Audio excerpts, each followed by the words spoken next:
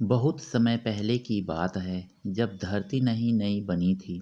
एक बार सभी जानवर इकट्ठा होकर शिकायत करने लगे कि सूरज बहुत तीखा और गर्म लगता है। उनमें से तो यह भी कई बोल रहे थे कि रोज सूरज को निकलने की क्या जरूरत है। सूरज ने जानवरों की बातें सुन ली और वह बहुत ही नाराज हुआ।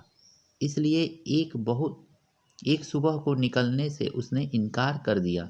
शुरू में तो सभी जानवरों को बहुत ही खुशी हुई, क्योंकि सर्दी उतर आई थी और जितना देर चाहे वह सो सकते थे।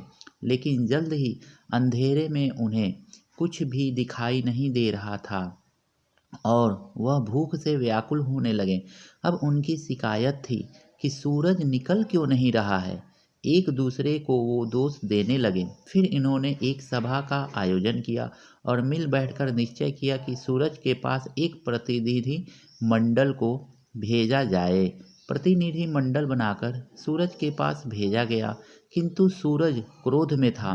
सूरज ने उनकी बात मानने से इनकार कर दिया। उसने कहा, पौधों को बढ़ने में, फूलों को खिलने में, पशु पक्षियों और इंसानों को जीवित रहने के लिए मेरी आवश्यकता है। लेकिन आप इतने मूर्ख हैं कि इतना भी न समझ सके।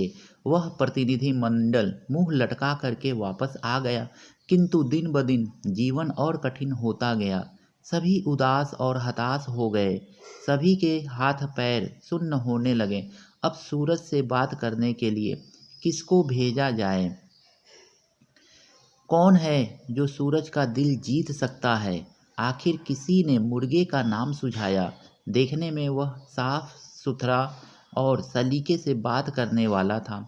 सबने बड़ी बात यह थी कि औरों की तरह उसकी सूरज से कभी कोई भी शिकायत नहीं थी। मुर्गा दुविधा में पड़ गया। कहने लगा, आप सभी की बात सूरज ने नहीं मानी, फिर मेरी बात सूरज कैसे मान जाएगा? लेकिन अभी जानवर ने उससे याचना की, तुम धरती को बचा सकते हो, तुम्हारी बात सूरज जरूर मानेंगे। अंततः मुर्गा सूरज से मिलने के लिए चल पड़ा। सूरज से विनती करते हुए उसने कहा, मैं आपसे प्रार्थना करता हूँ कि आप फिर से दुनिया में लौट आएं और दुनिया को स्वस्थ कर दें। आप खुश रहें और चमकते हैं। इस उष्णता एवं प्रकाश की हमें आवश्यकता है। आपके बिना कुछ उत्पन्न नहीं होता है। हर तरफ अंधकार है और निराशा ही निराशा है। मैं आपसे प्रार्थना करने आया हूँ कि आप फिर से पहले जैसा निकला कीजिए। अंधेरा हमें सताता है। सूरज का दिल पसीज गया। वह मन ही मन सोचने लगा, मुर्गे के जैसे ही सभी सोचते। उसने कहा, मैं लौटने के बाद विचार कर भी लेता, किंतु तुम जैसे बहुत थोड़े ही हैं। मुर्गे ने कहा, नहीं, ऐसा नहीं है। कई तो इतने छोटे हैं कि उन्हें देख भी नहीं सकते। यह उनकी नादानी है।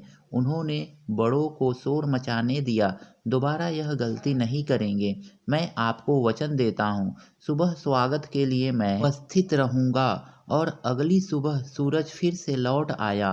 सभी जानवरों के चेहरे पर खुशियां उभर आईं।